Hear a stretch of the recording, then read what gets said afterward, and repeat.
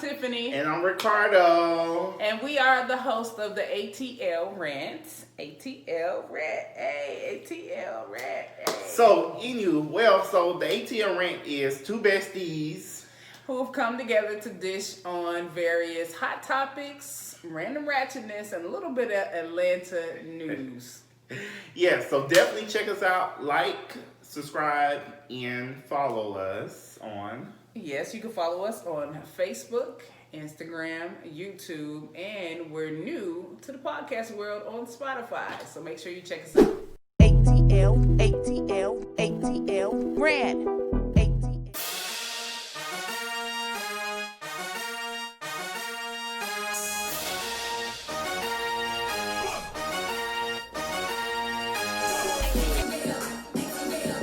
Okay, well at least that started working.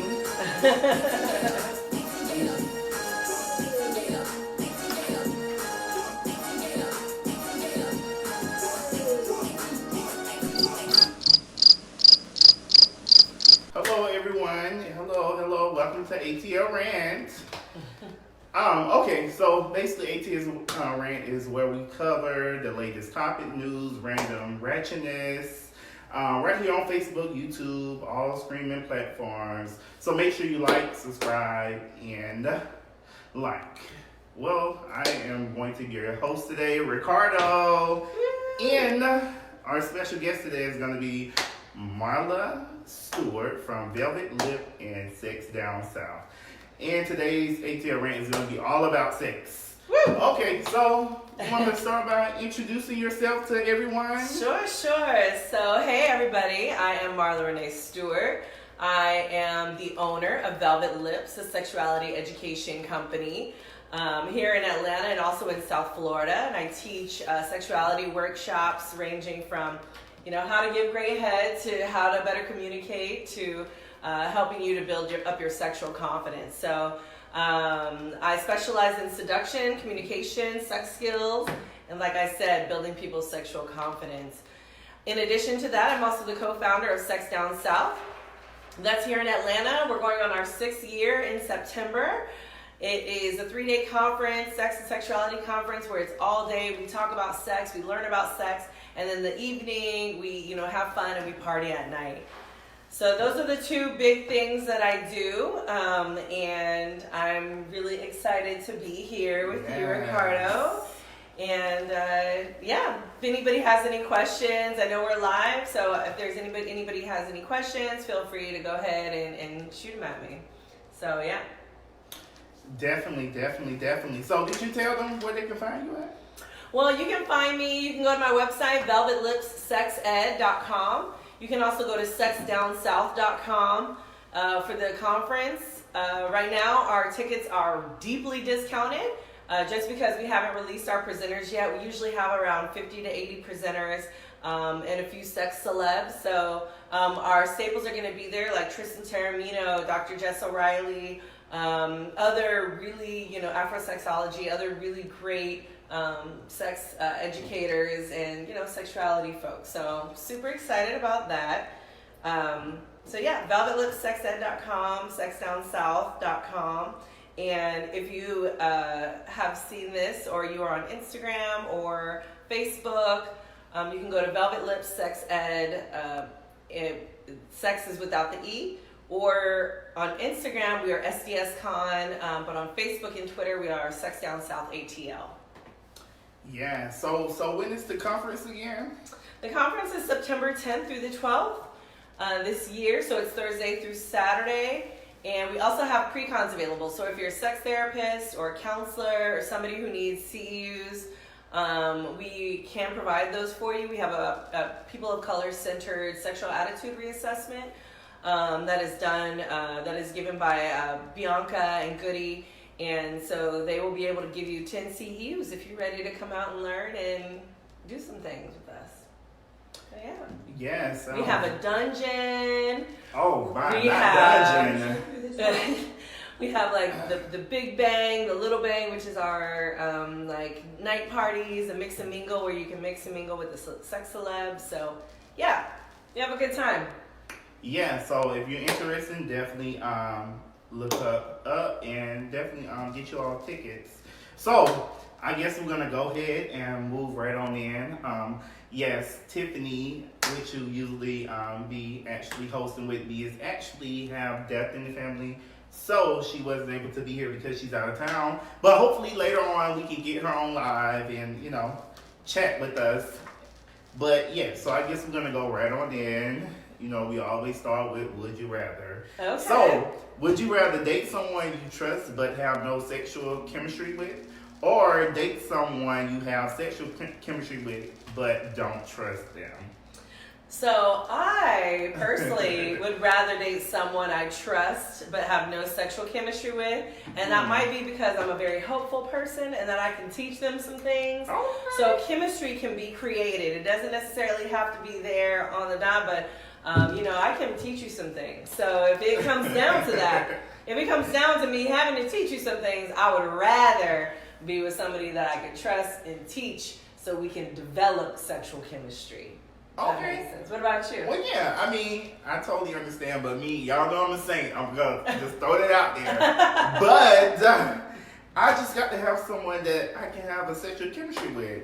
I don't got to trust you at first, just as long as we can build on that and begin to trust. But yes, we got to have a sexual chemistry. Me personally, before I date, talk, or anything with somebody, we have to connect sexually because. Y'all know I've been saying it on a couple lives, but I don't want to get down the road, some months or years later and, the sex is not there. So, hey, it just... Yeah. I can understand that, though. And honestly, I really enjoy and love sexual chemistry, too. So, well, most of us probably do. But, sexual chemistry is definitely a needed thing. We do need to have that. Definitely. Yeah, so I guess we're gonna go ahead on. What I want to just ask you. So how are you? How are your day been today? What all you done today? Anything productive? I was running around today. I had a friend who had, or friends, there were a couple who had their son's first birthday party and blessing. So that was really nice today. So I was really excited to be there for that. And yeah, I've just kind of been running around doing things here and there, and now here I am. Well, that's good. So what would you call yourself? Would you call yourself like a sex therapy, sex? So I am a sexologist. So okay. I do study sex. I am a sex educator as well as a sex coach. So people do hire me to teach them how to do things, or if the chemistry is lost or something like that. I help people. I go in to their bedroom or hotel room or whatever and teach them how to do things. Okay. So what made you want to go that direction? It's funny because when I was in college, a lot of people used to ask me about sex. And I think because I was studying human sexuality at the time, a lot of my friends, a lot of people just would come up to me and tell me, whatever their issues were, and I would give them advice. So that's pretty much how it was, sort of very organic in a sense of how that happens. And it happens even to this day, actually. Strangers will come up to me and they will tell me about their sex lives. They don't even know I study sex. They don't even know they don't even know anything about me, but I hear everything all the time. It just happened literally to me the other day. It's like people tell me about their lives immediately. So I guess, I don't know, I must have the personality of tell me sex stuff. So. Oh. So does that mean you started sex at an early age? What's that? No, I didn't really start sex at an early age, but my mom did educate me at an early age. So my mom she didn't realize this at the time, but she was pretty much a sex positive parent. But she just did not want me to be a teenage mom like she was. And so she definitely educated me like, hey, this is what happens to the body, da-da-da. Every year, I think since the second grade, she was constantly reinforcing the things I should do, shouldn't do, how our bodies develop, things like that. So I really had the opportunity to develop into a secure and, human sexual being even as a teenager.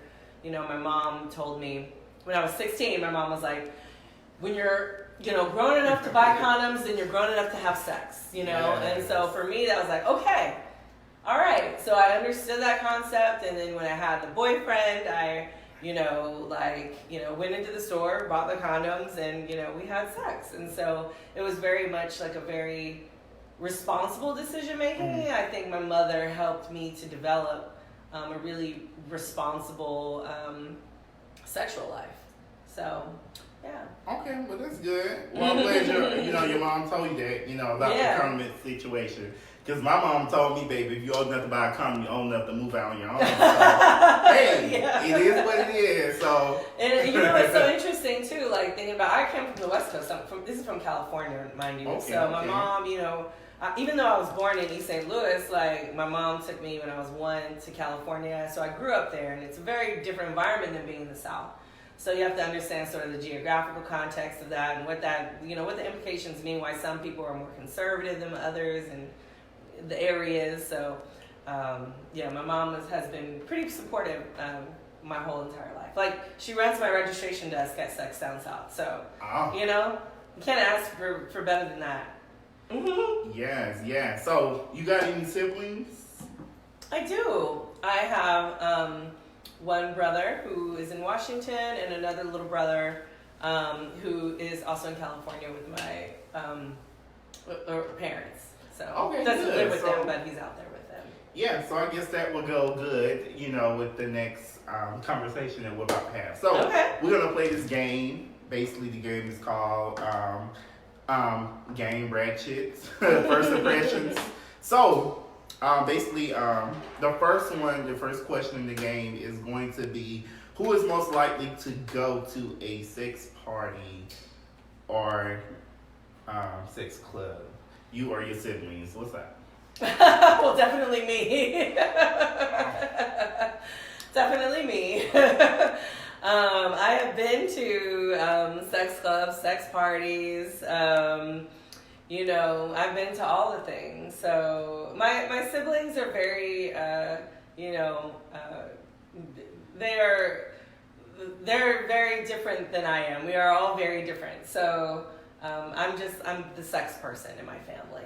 So there's that. Yes. So everyone that's tuning in, definitely, you all are welcome to answer the question as well. So in reference to you or your siblings, if you don't have any siblings, you can do you or your first cousin, okay? So the first question was, who will most likely go to a sex party or a club? A sex club or a party? Mm-hmm. Yes. And my answer in reference to that, I feel as if, with me and my siblings, y'all know I'm a saint. I just got to keep throwing it out there. Y'all know I'm a saint, but I got to say I will be the one that probably goes first. Yes, it is. It really is. But yeah, I feel like I'll be the one to go first. Yeah. Hey. So you've never been to a sex club or party? Girl, you're pretty good. Oh my God. I mean, I want to know. Woo, child. Yeah, so I have, I've definitely been to, I guess I would say a sex club is what I would call it. Okay. Yeah. So yeah, I've been. Okay. I brought my wife to a sex club. Was it like swingers? It was a swingers club. Oh.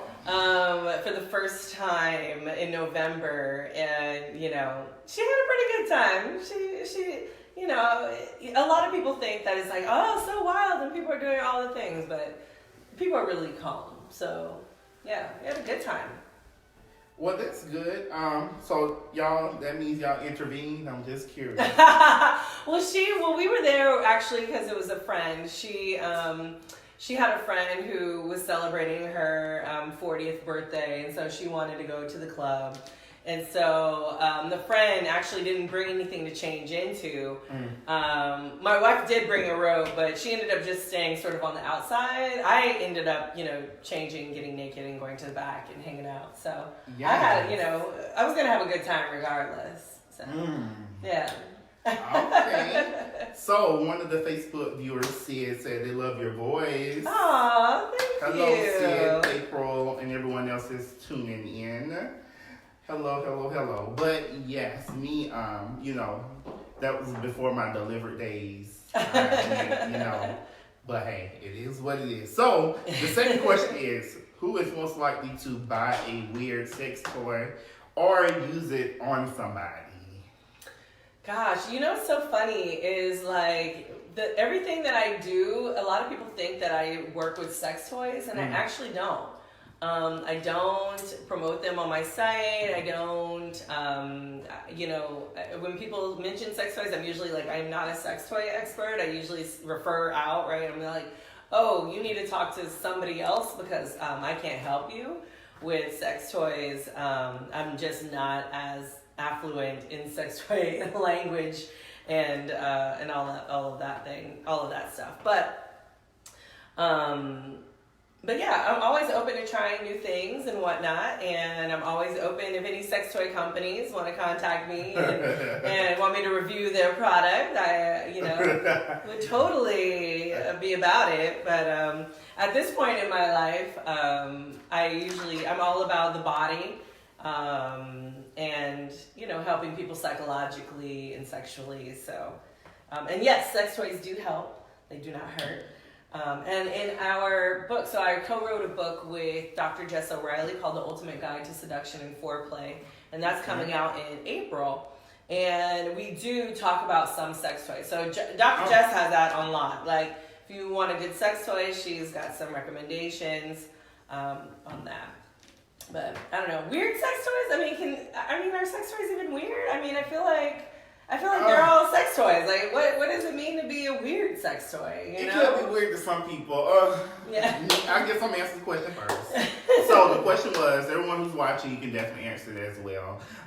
Who is most likely to buy a weird sex toy or use it on somebody? You or your siblings? It wouldn't. I'm sorry, it might be one of my other siblings, because me, I don't care for no sex toy. I'm just saying. I don't care for a sex toy. Not my cup of tea. No penis pumps, no...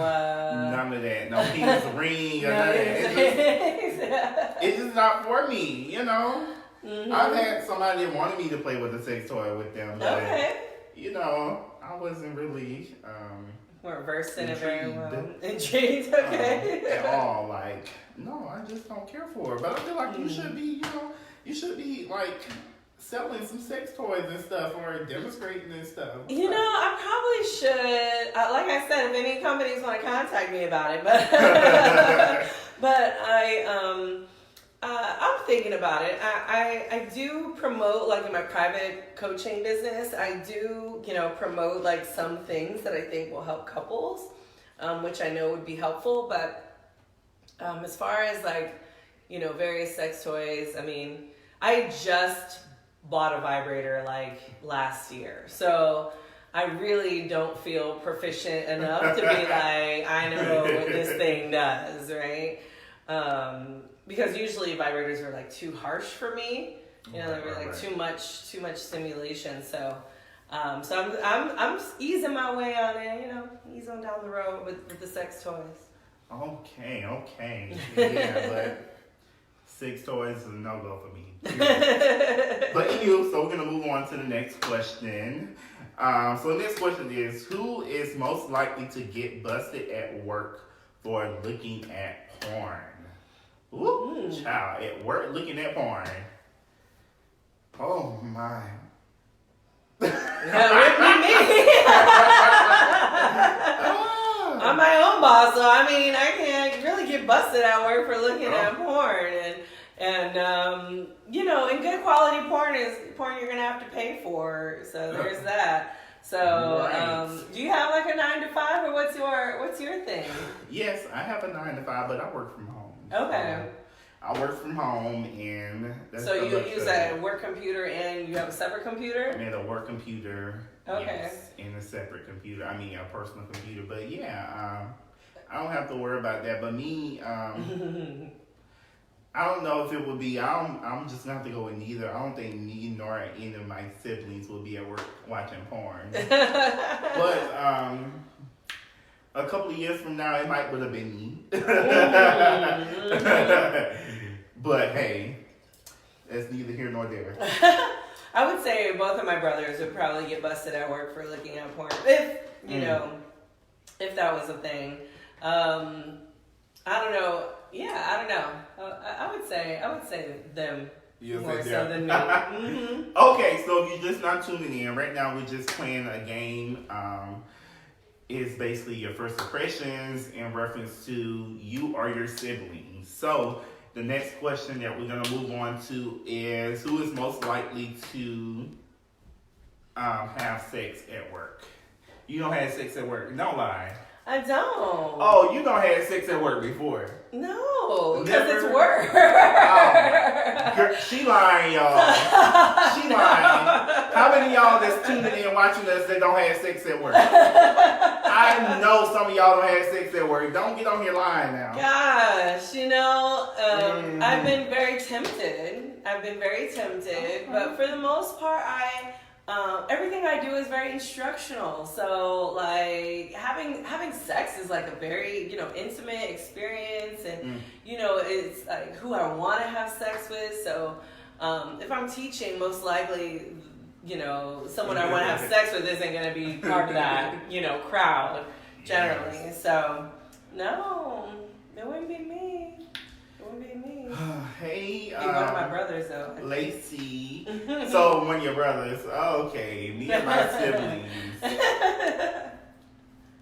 Okay, I guess I'm gonna have to go with me. In my younger days, I have in my younger days, allegedly, throw it out there. But yeah, in my younger days, yeah, I may have, but not now. I wouldn't do it now, even if I was in the workplace. I don't know, it just depends on what mood I'm in. So, hey, I don't know. Hello, Jerica. We all have once before, right? There you go. We all don't have sex at work. I don't want to hear that. I do not want to hear it. I wanted to. I've definitely wanted to when I was working 9 to 5s. I definitely wanted to have sex at work. Come in after hours, or come in when, everybody's gone or whatever. Let's have sex at work or at my job. But, nothing ended up happening. So, Well, that's good. That's good. So, how do you get to the big O with a man every time? Are we allowed to use explicit language here? Yeah. Oh, okay. How do you get to the big O with a man every time? So the big O, which I'm guessing you mean orgasm, with a man, I'm assuming you are a woman. Is that correct? Mm-hmm. Okay. All right. So one of the things you have to realize is penetration might not get you to an orgasm. And the reason is because if we had a lot of nerve endings in our vagina, childbirth would be worse than it is now, right? Or the pain would be worse. So if you want to get to the big O, number one, he's got to eat your pussy, right? So if you're into clitoral stimulation, he's got to be able to stimulate your clitoris either orally or with his hand. And if you want to get to the big O, there is a chance that he has to be able to hit your G-spot. So if you are trying to have sex, he needs to be able to his dick or hands has to be in your vagina in a way that is stimulating your G-spot. Now, there are other pleasure zones, but a lot of those other pleasure zones are very sort of unique. So some of those can be very painful for people. So I would just say 80% of women do not have orgasms with men penetrating them. So that is completely normal if you do not have an orgasm. when a man is penetrating you. It's perfectly normal. I usually tell my couples he should make sure you have an orgasm first before he penetrates you, because you want to get satisfied first. Because they're not, even though you'd be into the sex, you're not going to be you might be into feeling full. A lot of us do not have orgasms with penetration. So, yeah. I totally agree. So, with that being said, so basically you're saying you can't have an orgasm with a sex toy. Yeah, you totally. But with a sex toy, you're able, if you're using it yourself, you're able to angle it towards your G-spot, and you're able to angle it in ways that a partner might not be able to do, right? So you have to really sort of, I would say, aim for the G-spot if possible, and then a lot of, clitoral stimulation. Uh-oh. We almost choked on something. What happened there? Come in. Okay. So, we got a Facebook viewer, Jerica, says, so what are the other pressure zones? Well, there are more sensitive zones, right? So there's the clitoris. There is the outside of the vagina, right? Those tender areas, and then there's the G-spot. Those are going to be the three most important zones involving the vulva and vagina. So, yeah, and then with a little bit of pressure, putting a little bit of pressure like on the mons pubis area, the little fleshy mound, you can, hopefully achieve orgasm and even ejaculation that way. Yes, there you all have it. So, we got another question from Lacey. Said, if a man asks to be pegged, is that a red flag? No. So it's really interesting. I did call it giving and receiving anal for champs, right? And so when I had from Ricardo. I had these couples come into a workshop, and they were all thinking about, the topic was anal sex. And what ended up happening, which I did not guess at all, was all the men in these couples wanted their women to penetrate them, right? In their anus. And the women were kind of like, well, I don't know. And it's just like, y'all, like, the anus has so many great nerve endings. It is the male G-spot. We call it the P-spot. So there's a really great stimulation going into the anus. So it is not a red flag. It is definitely a pleasure pleaser. If you want to please your man in ways you've never thought of, or you wouldn't think like, oh my gosh, like, wait, what? Like, that is definitely a way to do it, and probably to keep them around for a good long time. I know, I was in Jamaica one time, and I hooked up with this guy, and we were in the playroom, and I put my finger, like, in his ass. And he enjoyed it? He totally enjoyed it. And that was a surprise. Don't do that, people. Make sure you get consent first. This was my younger days. And so... Girl, was it dirty in there? It was not. It was not. So you probably don't already douche. Yeah.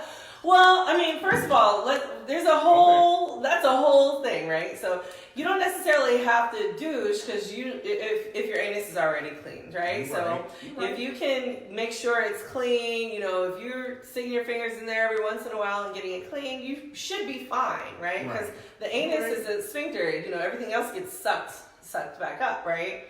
So, yeah, no, it was perfectly fine. He was fine. Now, are all guys clean? No. So you need to make sure that he's clean. And there are several ways to do that, but that's neither here nor there. Well, since we're on this conversation, so you don't feel as if a man like his anal to be played with, you don't feel as if he's gay? No, not at all. No, because the couples I had were straight couples, and the guys, they really love their anuses to be played with, and no, it's a pleasure spot.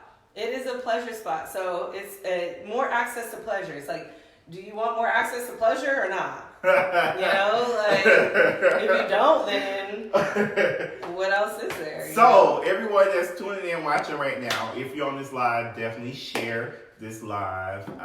Tag a family member, a friend. But I have a question for everyone that's out there. So, do you feel as if a male that wants a woman to play in or with his anal is gay?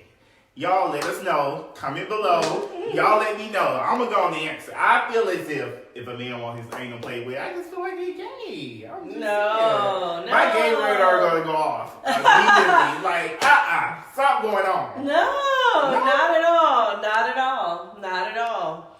Nope. So you have to understand, like, with our bodies, we have so many pleasure centers, right? Mm-hmm. And so for guys, one of the pleasure centers is in his booty hole, and that is a biological factor, right? One of his pleasure centers is in his booty hole. So if you want to access that pleasure, then you're going to have to go there. Mm-hmm. So it's not a gay or straight thing. It's a pleasure thing. So. Yeah, so we have a Facebook viewer, Jerica said, how do you even ask a guy that? So, do you feel like you should ask, or you should just go ahead and just try in the midst of... Well, first of all, I said consent is a good thing. So, you don't just want to surprise someone. But what you can say, because guys are into a lot of... you can get a guy to do what you want him to do. Right, I agree. The ways that you can ask him is you just simply say, like, I've had this fantasy of sticking my fingers, in a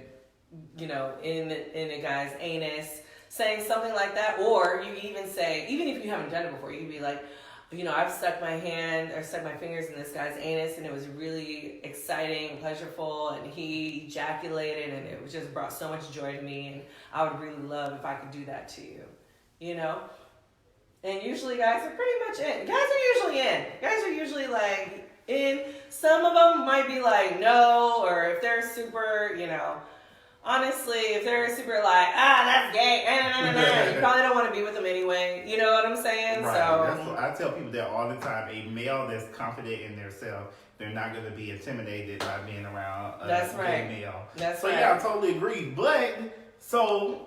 Say, for instance, woman with a man, the woman have had her orgasm, and the male wants to be played with a dildo in the anal. You still don't feel like they gay? Well, I think, no, because I feel like you need to, I feel like fingers,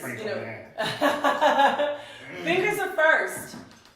Like, you just don't want to go straight up, let me fuck you in this ass and peg you right away, right? Mm-hmm. You want to build up to that. So fingers first, always. And it's a slow progression. A lot of people in general like to feel full, right?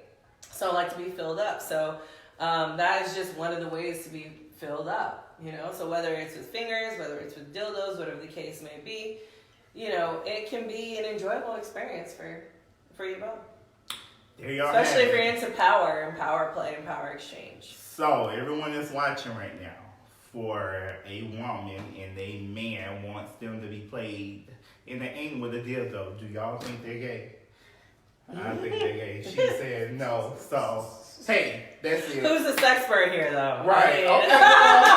You go ahead. Go with it. I'm just going to play my cards. Man, the Trump card. There y'all have it, honey. He ain't gay. He just want to be It's a pleasure zone. Yeah. Whoo, child. That's a lot, y'all. But so, the last question that we actually had in reference to this game is who is most likely to be invited to a orgy? You or your siblings? Well, me, of course. I mean, that's a given. I mean, yeah, I get invited to orgies all the time. Me too. Almost every day, somebody wants you to come.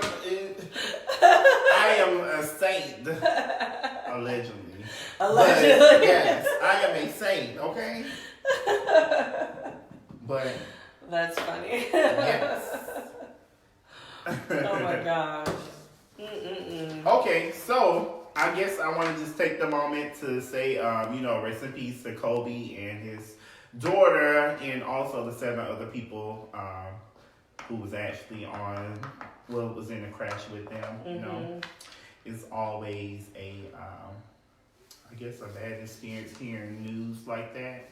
You know, but I wish I knew really who all the 7 people were. Did you hear the actual names? Yeah, They said I their did. names? Oh, okay. They did. They said the names and they found and they knew who the pilot was, so they did. Yes, Tiffany. They were their family members. Okay, but yeah, so I just want to show my respect and say rest in peace to them. Yeah, so Tiffany Williams I say they're a little suspect if they want to be played with the dildo in the anal. Tiffany Williams, girl, I agree. Why do you think that? What is that? I just feel like, baby, I just feel like any male that wants to be played in the anal, they're okay with getting a penis stuck up in there. No. So they can take the dildo, but not a real penis. I'm sure they probably still could. get pleased. Sure, but I think it's who the penis is attached to, right? Yeah. So, right, it's not necessarily like the penis itself. The penis is just a vehicle, right? It is about the person who's actually delivering the joy or the pleasure. So I think it's about the person, and it doesn't necessarily have to be about the instrument or the vehicle and giving that pleasure. So there you have it, right? There you have it, honey. Y'all heard it from her. Y'all heard it from her, honey. They ain't gay. Listen to your gut, okay? Listen to Tiffany down here. But, okay, so I guess we're going to move right on. So, while dating, how long should you wait before you reveal that you are a freak? Immediately. Oh my God. Immediately. You should reveal that you are a freak immediately. And the reason for this is because you don't want to build up, the rapport and have something and then you say, hey, I'm a freak. And then all of a sudden they're like, oh, well, I don't do that. You just wasted a bunch of time. You're right. But what if you really feeling that person and you just, want to... Then you should reveal that you're a freak right away. Minimize the freakness because they might not... I think you should always be authentic. I don't think you should minimize anything about you or your personality. No way. Oh.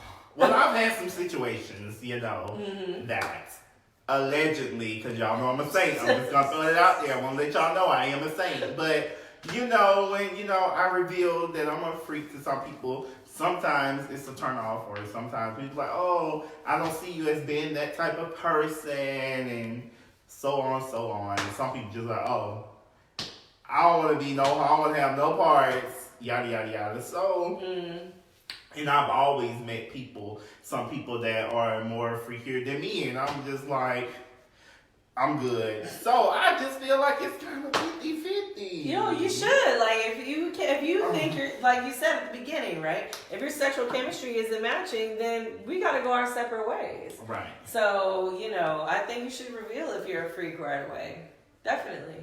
Yeah, because I've had some moments that, I'm going on and I'm saying something freakier than you, and you go on and say something freaky, and I'm like, okay, at this point, we good. I ain't got time. You go ahead, go find you somebody that's more compatible.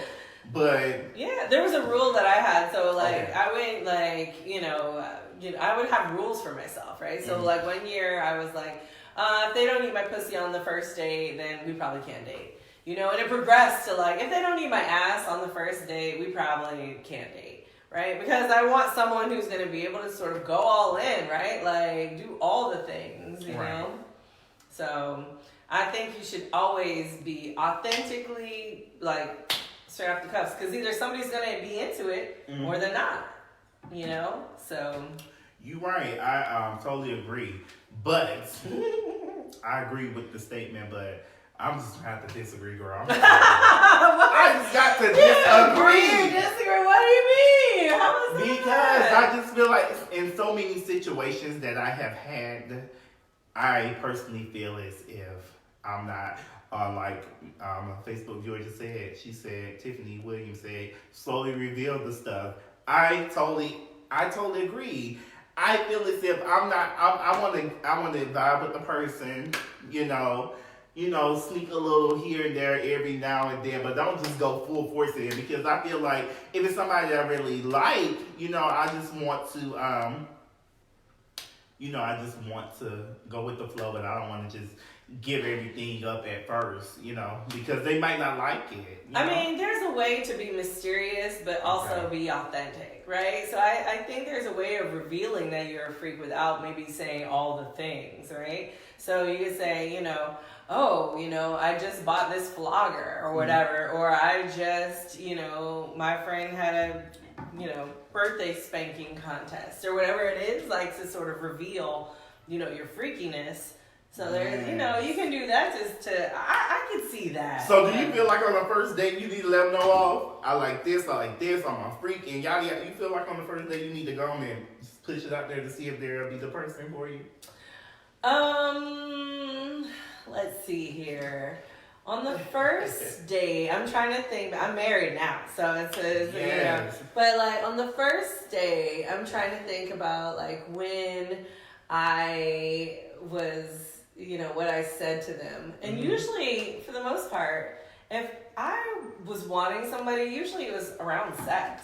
So Period. Always around sex. Yeah. So I was kind of like, hey, I was pretty upfront. Like even something like I was dating this woman, and we were like, what ended up happening was we sexually it was okay, but she didn't want kids, so it was like we're not compatible. I agree. To a certain extent, I agree, because me on the first date, I'm gonna need to know before we even go on the date. We could be chopping it up or whatnot, messaging one another. Me personally, this is just my point of view. I'm gonna need to know your sexual position. Your top or your bottom reverse. What's your preference? Because if you're something that's that I'm not, and then are we like the same thing? Then it's a waste of time. So, do you feel as if since we're talking about dating, do you feel as if on a date, when you're taking somebody on the first date, you feel as if you should go to a cheap restaurant or something expensive, or you feel like you should go to a coffee shop? What do you feel like you should do on a first date? You all welcome to answer as well. Some people go the cheap route and go the coffee date route, and I'm not a fan of that. If you want to show me a good time, personally, and however you want to take this, but I feel like I'm worth more than a coffee date, right? Like I am an experience. Girl, really? So if I am an experience, then I need you to go all out for this experience. Okay. So it's so for me, a date needs to be proper, right? It needs to be like we need to go out, we need to have a good time. I'm gonna have a good time. Regardless. So and you're gonna have a good time with me.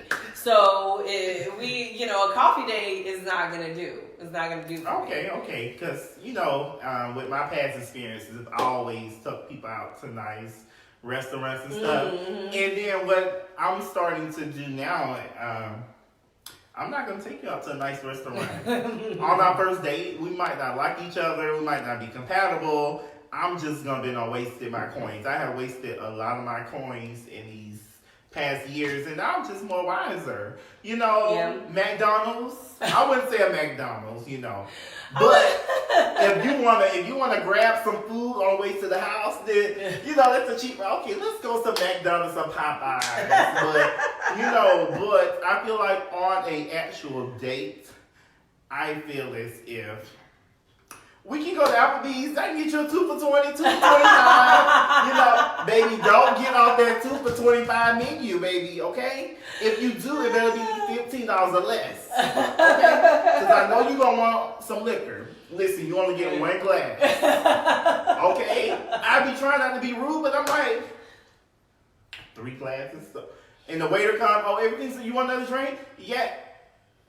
I don't think you need nothing else. Well, here's the thing. Like, you should already have talked to them a few times to get a feel for them, right? Mm-hmm. To say, like, okay, let's go out on a first date. Like, if you have the feeling of, like, I don't know if this is, then maybe the 2 for $20 is fine. But if you're already, like, built up, like, you've already been talking for a moment, you've had, like, 3 or 4 conversations, and you feel pretty good, you know, I think, you know, a good quality, you know, nice, independent restaurant might be, you know. I agree. Yeah, I can agree on that. Yeah. But past experience, baby, 2 for $20, okay, y'all? I feel like, you know, Applebee's is a nice place to go to, you know, chat up, have a little cute little date with somebody. Don't you think so? Yeah. How many drinks you feel as if on somebody else's tab you should have on the first date? Oh, I don't do that, because I always feel like if they want, if I can pay for myself. Like, if they have a problem or they're like, oh, I only have, or I can't, or whatever, like, I'm always good to be able to pay for myself. So I usually order what I'm good for to pay for. So I agree. You know, I totally agree. If somebody want to take me out on a date or something like that, I'm always mindful. You know, I've been on dates and be like, oh, help me say, you want a drink? Come on, Cinder. Me personally, if I order a drink, I'm just gonna order that one drink, y'all. To be honest, the whole time. And you know, I've been having people like, I'm just considerate because I know people have been on dates with me and they wasn't so considerate. So I'm just always like that. I'm gonna order one drink, you know.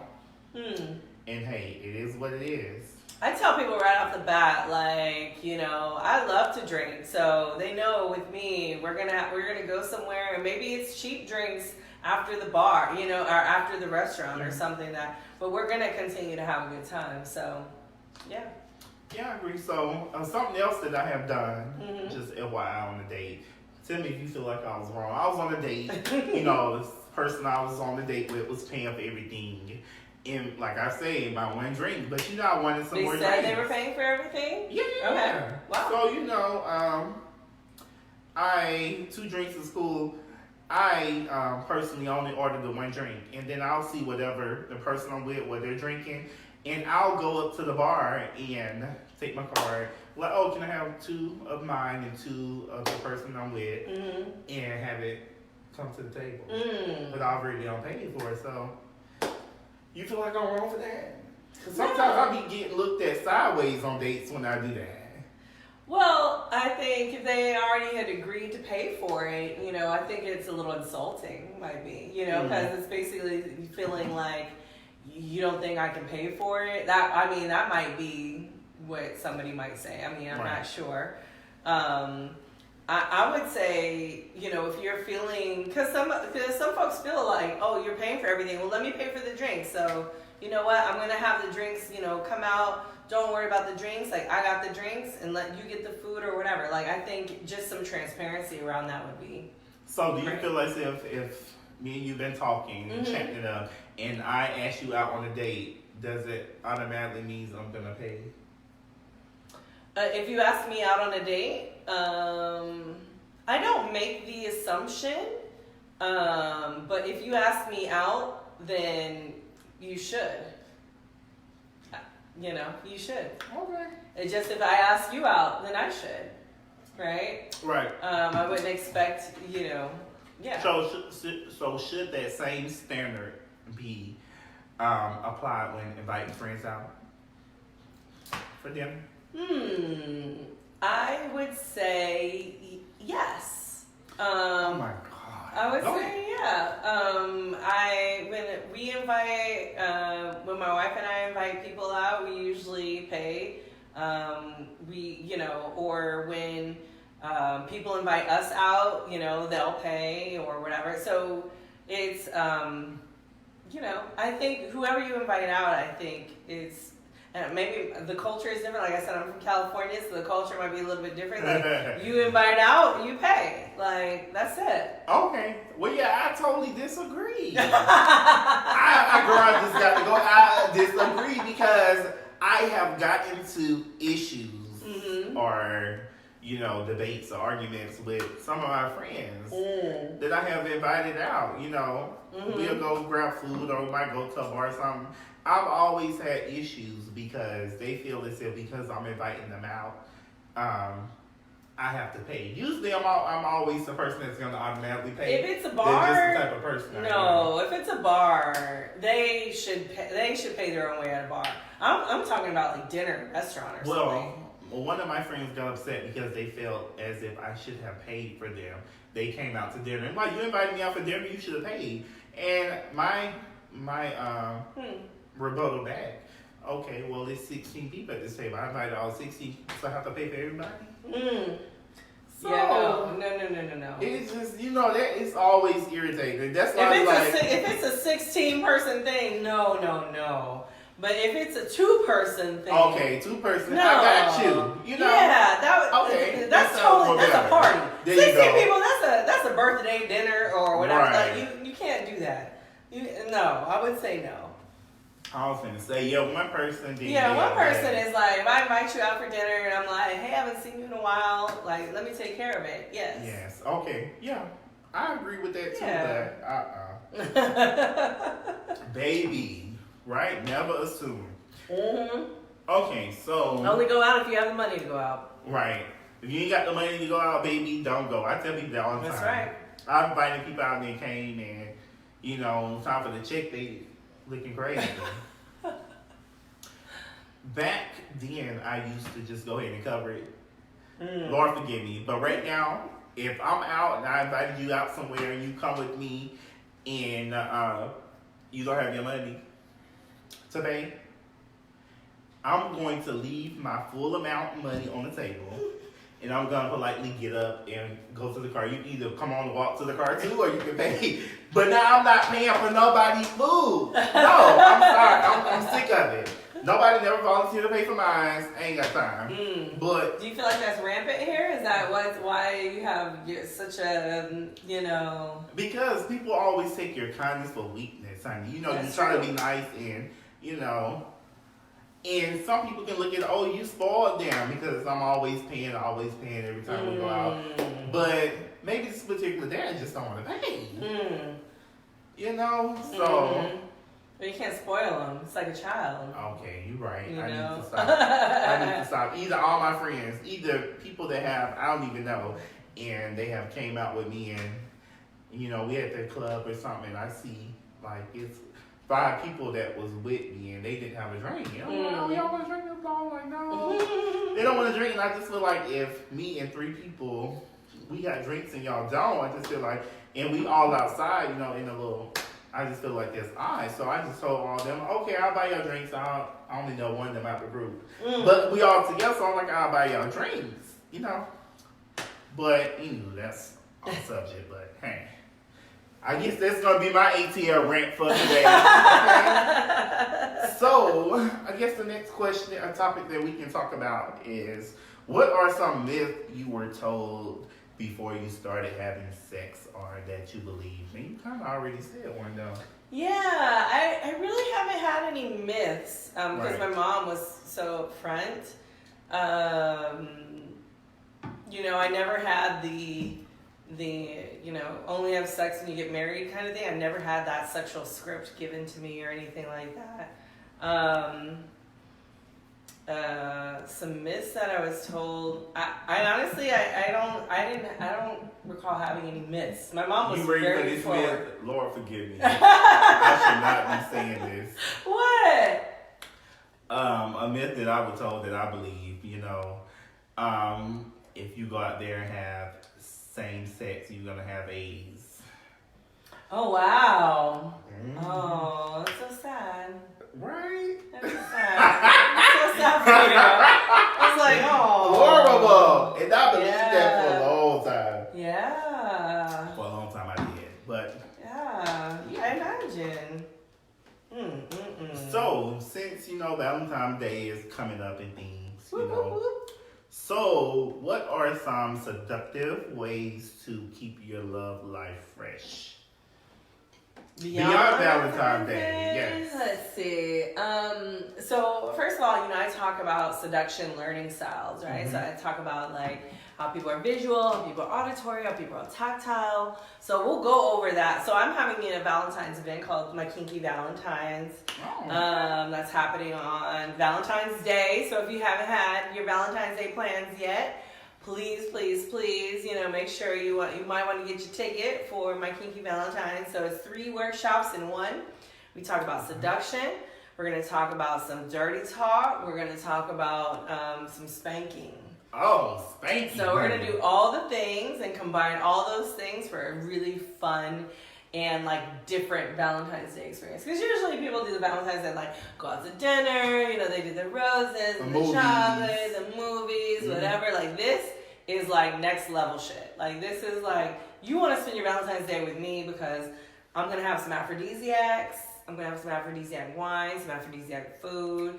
And I'm going to teach you how to like, do some things sexually. So it's going to be good. So it sounds like she's trying to advance your sexual skills. Yes, exactly. Exactly. So I'm going to talk about spanking, slapping, choking, dirty talk, seduction techniques, but generally some seductive ways to keep your love life fresh. I would just say, like, I call them planting sex seeds. So what you want to do is just like plant a sex seed. Like maybe you want a blindfold for that night, or maybe a couple nights, and you plant a blindfold on their passenger seat before they go to work or something like that, right? You want to do something to sort of plant something in their head, like, hey, this is going to be popping off soon, shortly. It's happening, right? So plant the sex seed. So what city is that going to be in? It's in Atlanta. It's here in Atlanta. Oh, it's going to be here in Atlanta. Okay. Yeah. So Facebook viewer Tiffany Williams asks, what city are we in? Well, we're in Atlanta, Georgia right now. Yes, I'm from Georgia. You're from California, right? I'm from California, but I've been living in Atlanta I was living in Atlanta for 14 years, and I just moved to South Florida like a couple of years ago. But I'm back and forth between Atlanta and South Florida. So you like Florida better or Atlanta? Be honest. Oh my gosh. Be honest. Well, ATL just has so much life. It really So does. much life, so much beauty, so much, all my friends are here. So, I have we had our wedding here in Atlanta. So it's like, all the things are like here in Atlanta. Atlanta's where it's at. I tell people that all the time. I've been, I lived a couple of different states and whatnot. Even been to California. I lived in San Bernardino. Okay. Southern California, all right. In the community that I'm in, it's nothing like Atlanta. That's all I'm going to say. That's all I'm going to say. And let's see here. What we going there? I guess we going to... What you going to do? Oh, I don't know. I think you have I'm following your lead. Okay, so I guess we're going to just go ahead and we're going to just go to the messy report, okay? Okay. So we had somebody write in. Okay. I'm going to, y'all, I didn't type this. This is Tiffany typing. Just the FYI, okay? So, for the messy report, okay, it says, Dear Ricardo, I am tired of my selfish lover who always gets theirs first and leave. Okay, so basically saying I am tired of my selfish lover that always get theirs first and leave me unsatisfied. I was okay with it in the beginning and did not mind, but we have been together for 5 years and I love them. What can I do to get him or her to satisfy me in the bed more, or should I just let it go? Girl, baby, if it's a girl, guy, whatever, I just say, baby, you've been with this person for 5 years. You always let them get off first and leave you ungot. So, baby, it seems like you made it your norm. You trained them. Right. You trained that person. Exactly. Baby, you might get me the first 2 or 3 times. You might catch me slipping. But going past that, honey, I'm gonna make sure I get mine before you. And good luck on getting yours. Baby, no ma'am. No ma'am, I always get mine in first. Or we're gonna get in together. I tell people that all the time. Because once I get mine, that's it. But I would say definitely, since y'all been together for 5 years, definitely sit down, have a conversation about it, see if there's something the person is willing to do or change, or make sure that you're being pleased as well. If the person is not willing to do that, or feel as if they don't need to do that, once they get theirs, they're it, then baby, maybe you should seek other options. I know you've been together for 5 years, but hey, maybe you should let it go. But you've been there for 5 years, I feel like, baby, 5 more, 10 more, 15 more won't hurt. You've been there for 5 years. I see, baby, it was with it a couple of months of dating, but 5 years, baby, what you think? Well, the first thing I think is you need to speak up and say something. If you haven't said, like, you need to eat my pussy, like, I need to come, like, you haven't said these things in 5 years, well, number one, you need to say something. Mm-hmm. If you say something and nothing changes, because honestly, you've trained that person for 5 years, and you're not going to be satisfied. So, what are you going to do, like this, Dr. Laura says, between now and dead?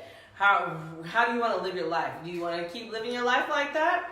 Or do you want to move on and make sure you go into a relationship saying, hey, I want this sexually before you go into this relationship and you're 5 years later. Yeah. If you a man, baby, make sure you go ahead and get your nut first. If you're a woman, baby, get your orgasm in. Don't let your partner go like that. Mm-hmm. Let's make sure we both are being pleased, okay? 5 years is way too long, and I'm more of a traditionalist. So like, if they're not, if you're expecting some sort of proposal or want to get married or something like that, like, and 5 years has passed by, you haven't had an orgasm and you haven't got a ring, boo. You gotta get the fuck out of there. I'm trying to tell you, girl, you don't waste the 5 years of your time. That's how us people do. Mm-hmm. Within the first couple of months, that nigga is good for you or not. I tell people that all the time. I've been in a situation that I spread it 2 or 3 years being done. But yeah, that person, within a couple of months, how that person is. You agree? Mm-hmm. And if they're selfish. Baby. Selfish, that's a personality trait. So selfish is going to be selfish, forever selfish. Yes. So do you want to be with someone who's selfish or not? Right. And if you ain't been pleased in 5 years, honey, only thing I should do is say, if you love that person and still want to be with that person, go right ahead. Lord, forgive me for saying this. Baby, get you a side piece on the side that's willing to satisfy you. Oh, no. Get you a side piece. It's okay having a side piece. I tell people that all the time. Oh, no. I would love for you to be ethical if you're in your non-monogamy. Like, if you're gonna go there, I would rather have you be ethical in the sense of be like, you know what, let's open up the relationship. Right. So therefore, I will have somebody who can satisfy me on the side. So, if your wife was to say that to you, would you be open? To say I want somebody on the side? Yeah. Oh yeah, I'm the more non-monogamous one. Oh yeah, she better work. Yeah. She's the more monogamous one. I'm the more non-monogamous one. So yeah. Mm-hmm. Yes. You want to answer this question? Sure. So how do you introduce BDSM to your partner? Well, I think the first step in introducing BDSM to your partner is coming to my workshop on Valentine's Day. But but something simple as spanking, we correlate to BDSM. So you can introduce your partner saying like, hey, I really want to know how what it's like to get spanked, or I would really want to know like what it's like to spank you. That would be sort of a nice step. But usually having that conversation over dinner or some kind of casual situation, don't have it like in the bedroom, don't have it, when the thing, like all the seriousness, like all the emotions are going on. Like really introduce the topic when, I have a friend who's into blah, blah, blah. Like, how do you feel about that? So really being able to talk to them in a casual environment and say like, hey, I've been thinking about this lately. Like, it's something I'm thinking about. Like, I really want to get into. You know, how do you feel about that? Like, how do you feel about if you're not into it? How do you feel about me engaging with other people around it? Like, so that sounds like a whole big argument. what? Yeah. It doesn't have to be. It doesn't have to be. Like, I think about, like, you know, my wife isn't into those things, but I'm into those things. And so, you know what she does? She just, like, you know, she records me. She's just like, oh, you doing this now? And she just records it. Yes, she's my biggest supporter, you know? So you have to, like, you know, it's if it's part of, like, what you want to do or discover who you are, I think you just got to talk about it. That's the first step in introducing anything to anyone, really. Yep, I agree, but I just feel like, you know, I feel like the best life, this is my point of view, not Charles, okay, is to have somebody that you're, you know, intimate with, in a relationship with, or married to. And I feel as if it still should be okay for you to have somebody on the side that, you know, because it's some weeks that, you know, I might not want to be sexually active or want to have sex, and you might be in heat, so I'll be glad to just send you over to whoever, and, you know, just come on back home, baby. I'm okay. So you are you kiss and everything. You polyamorous? You non-monogamous? What's your thing? Yeah, I'm just open. I'm just open, and I'm okay with it. Okay. I used to not be that way. You know, if somebody was to say that to me in the past, and all with, they probably got smacked. But me now, I'm open. Go ahead, do your thing. I love you. Give me a kiss goodbye. Give me a kiss when you come back. You know, go ahead, enjoy yourself. But hey, it is what it is. Yeah. Okay, so we have somebody that actually sponsored a basket giveaway. And so, in order to be going in a drawing to win the basket giveaway, basically it was sponsored by Andrea Maxwell of Mary Kay. And like I say, all you have to do to win is to like our page, ATL Rants, follow our page, ATL Rant, and share ATL Rant and comment pound ATL V-Day in order to go in the drawing to be eligible to actually win. So, yeah, so you definitely want a Valentine basket for your loved one, or, you know, maybe you want to get it for a side piece, whatever, you know, definitely all thing you have to do, like, share, follow, and comment ATL B-Day, period. ATL Rant B-Day. So yeah, that's that. Okay, so I guess the next question we can go into are, what are some steps can you take to be more sexually free in the bedroom? We really kind of talked about it already. Yeah, we did. Yeah, we did. So, how do you introduce? We kind of just talked about that too. How do you introduce dirty talk into the conversation? Yeah. So, you know, introducing dirty talk is a fun topic. I think, you know, sometimes you just have to go there. Like, when you're in a sexual moment, you just got to go there and see, like, how your, you know, lover responds. So if you want to introduce dirty talk, say, like, hey, I want to do some more dirty talking. I think, again, it's a casual conversation like we talked about before, you know, over dinner, you know, on the couch, not in the bedroom, not emotionally, just a very casual conversation and be like, hey, you know, I would like to introduce some more dirty talk. Maybe we should hire Marla for a dirty talk private class, you know, like, there you go, you know. Me personally, I feel as if when you want to introduce your partner, somebody you talk to different sexual roles and trying different things, or even dirty talk, what I do is I just make gifts, my GIFs, whatever they call, what they call GIFs. GIFs, my, you know, they can say a lot. So me, I'll send a GIF and like, oh, we should try this, you know, hint, hint, you know, and leave it like that and see what they say. Or, you know, dirty talk, let me just screenshot a little clip of a porn getting dirty talk. I'm like, oh, can you do this? You know, just 10 seconds, that's all. That's how I do. Hey. And that's how you know what they're about or not. So, hey, to each his own. How do you discover your sex type? I don't really know about that question. I mean, I guess try it if you don't like it. Male wise. Yeah. Try it if you want to try to take penis. If you don't like it, then you'll top. Period. You don't want to be punched. If you're male, and I'm speaking from a male point of view, okay? Mm-hmm. If you're male and your penis can't get up, you're attracted to men. Okay, then you're bottom. Your penis can't get up, so nothing else you can do but take this penis. Period. Lord forgive me, but hey, that's how you determine. There's your so many other things that could be happening. That's how I sum it up. That's what I do.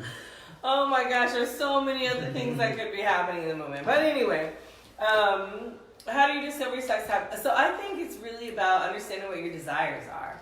So understanding what you get turned on to, like what makes you hot in the pants. Like when you see something, or maybe you watch a porn, or maybe you see someone, like you're like, ooh, that gets me hot in the pants. Understand what is it that your desires are coming from. I think that's the first and foremost, understanding and discovering, what your sexy type is. Yeah, I totally agree as well. Mm-hmm. And I guess, meaning if you're turned on more physically or mentally, is that what you're trying to say? If you're, you can be turned on either way, right? You can be turned on mentally, physically, intellectually. However you get turned on, you just need to understand where those desires come from, right? Mm-hmm. So if I say a big word and that turns you on, there's something about it that, it's not necessarily about me. It might be about that thing. But understanding what makes you hot in the pants, right? Like that's the only way I can explain it. Like for me, I have to say, like I love masculinity, right? So masculinity is my thing, and so when I see a masculine person, I'm like, that's sexy. I love the way they like present themselves. They're very confident and strong, and like that is sexy to me. And so something about masculinity gets me hot in the pants, right? So just understanding what your desires are, and if you don't understand like what those things are, it can be detrimental not only to your sex life, but to you in general, because you just don't know yourself well. Yep, I agree. So, so I guess before we do the rant I guess we come into a end. Definitely, if you tuning in right now, or if you tune in later on, definitely make sure you like this live video, click on our page, ATL Rant, like it, share it. And like I said, in reference to the basket giveaway, which was sponsored by Andre Maxwell of Mary Kay, to definitely like, follow, share, and do pound ATL Rant B-Day, okay? To be able to have a chance to actually win the basket. If you all have any questions for us, you can definitely ask before we start our rant off. Other than that, now, when is your event again? So I have my Kinky Valentine's that's happening on Valentine's Day. It is from 7 to 10, so it's an intensive workshop, but we'll have plenty of aphrodisiac wine, aphrodisiac snacks that I'll prepare for you, and as well as some fun things. And then, of course, I have my Velvet Lips workshops are all over the nation. I'm having them in South Florida. I have some workshops going on in the DMV area, so DC, Maryland, Virginia area. I'm going to be in Chicago. I'm going to be in Portland. So I'm going to be sort of in Dallas, sort of everywhere. Tucson, Arizona, Albuquerque. So make sure you go on my website, Velvet Lips Sex Ed, sign up for my current newsletter just to see where I'm at, if I'm in your city or not. And of course there's Sex Down South, which is happening in Atlanta. So if you're here in Atlanta, we're here. If you're, we are doing some local events, so we will have Sex in the Middle, which is in Kansas City, as well as Sex on the Beach, which will be in South Florida, and we're working on some other local events.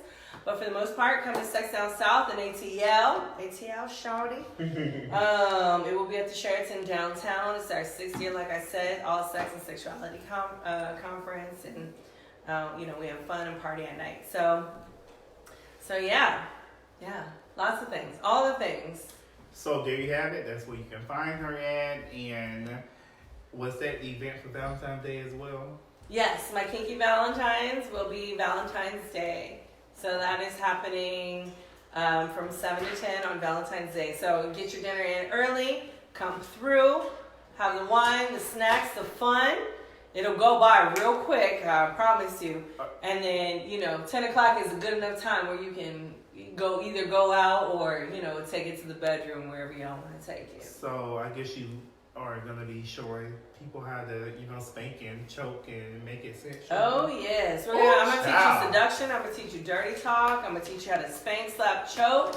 I'm going to teach you all the things. It's on Eventbrite. So if you want to, go on Eventbrite, look up Velvet Lips on Eventbrite. You can sign up there. And, yeah, that's it. So there you have Individuals and couples are welcome. So it's not only a couples thing. People who are single can come through, too. Okay, so, like I said, we almost to the end. So, in reference to the rant-off, so does love at first sight actually exist, or what about soulmates? Are they a real thing?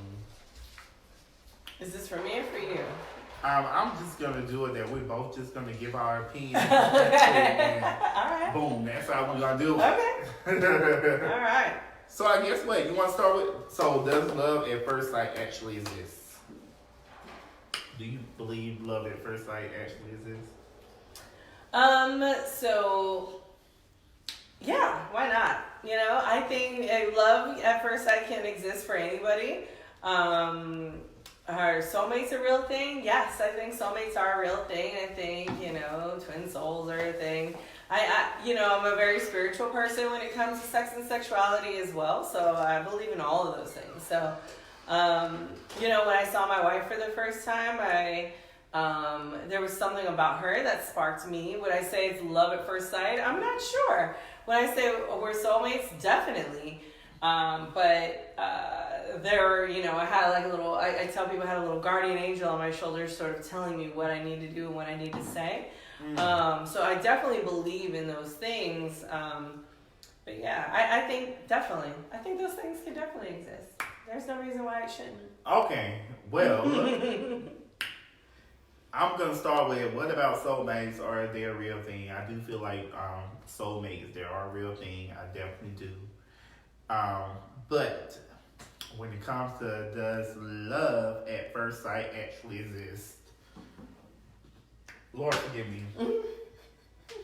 I feel as if no, it ain't no damn love at first sight, period, okay? I feel as if somebody think that love at first sight, I don't know about you or anybody watching, don't be offended. But I feel like if you think you got love at first sight, baby, you're just desperate. Just take your time. Oh my God. Go with motion. It ain't no love at first sight, okay? Because you can think I'm love at first sight, 2 months down the road, baby, I don't bounce your account, honey. I'm a thief. I'm fraudulent. I can't be faithful. I just feel like those are people that's really desperate. There are people who fall for that, but I mean, what about Carlos Santana and his wife, right? They fell in love at first sight. They didn't even speak the same language, so. That's bull, y'all. It's not bull, it happened. It ain't. I don't care what you say. It ain't. Oh my God. But hey, you could meet somebody, that, y'all end up spending the rest of your life together. But still, let's not say love at first sight, because I just can't look at nobody, oh, I'm in love. No. Yeah. Lust at first sight, yes, Tiffany. There you go, lust. Stop lusting, okay? In 2020, stop lusting. We're going to take our time. I think there's definitely lust at first sight, and I definitely think there's love at first sight. Yes, okay. I believe in it all. She believe in it. Me, no, desperate, okay? It's okay. Hopeless romantic is what you're thinking about, huh? Okay, Yeah. I see you. All right. So, you want to read the last one? Sure. It says, bisexual women are more accepted than bisexual men. I would say yes at the moment. Is it right? Not necessarily. I think queer women, bisexual women, lesbian women, we've been fetishized, and we've been, people love to see two women together because, we're fun and we're elegant, we're sexy, all of these things. And honestly, I don't think America has had the opportunity to see bisexual men and what they look like and how beautiful they can be. And so I think a lot of times we like to peg people, right? We like to say you are gay or you are straight, and bisexual men get forced into categories that they don't necessarily need to be into. So I agree. Yes. Yeah, so I think there should be room for bisexual men, and I think we need to see how beautiful they are, and we need to see all the complexities that come with being a bisexual man. And so yes, they are more accepted. Should they be more accepted? Not necessarily. I think I think the millennials and Gen Z are doing a great job of normalizing queer and bisexuality.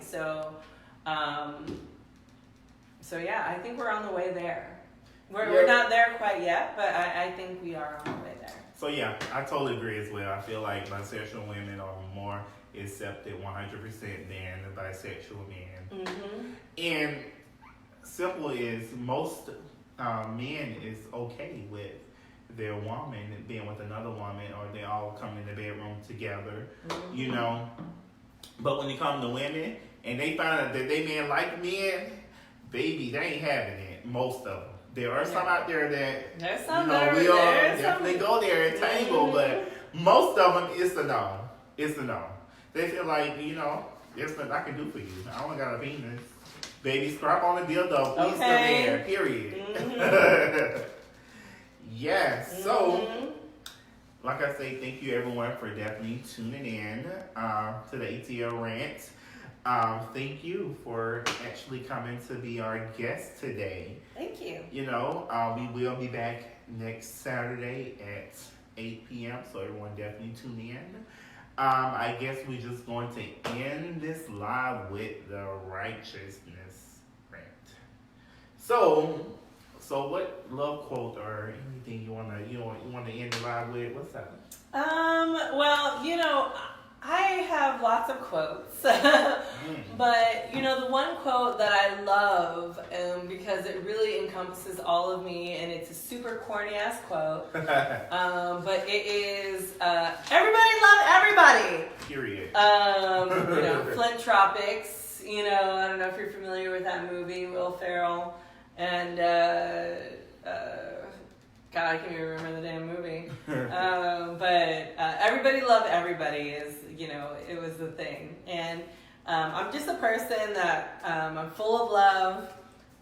My business partner, who I do Sex Down South with, Tia, she's also full of love.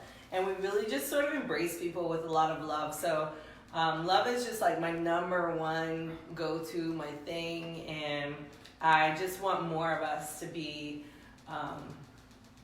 into love, into experiencing love, into giving love, into receiving love. So everybody love everybody, despite what all your differences are. As many differences as we've had, right? We can still come together in love, and that makes us unique and wonderful and beautiful. Yep, I totally agree. I don't have nothing to add on that, y'all. Y'all know what I'm gonna say when it comes to love, honey. But hey, like I was saying, thank everyone for definitely tuning in to ATL Rant. I definitely appreciate it.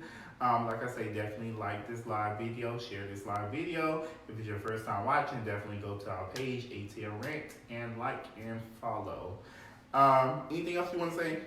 No, just follow my pages, Velvet Lips. Now connected to Ricardo. Oh, and then also you can go to Sex Down South, the Sex Down South conference, and that is also on Facebook as well. So check us out. Bye, everyone. Bye.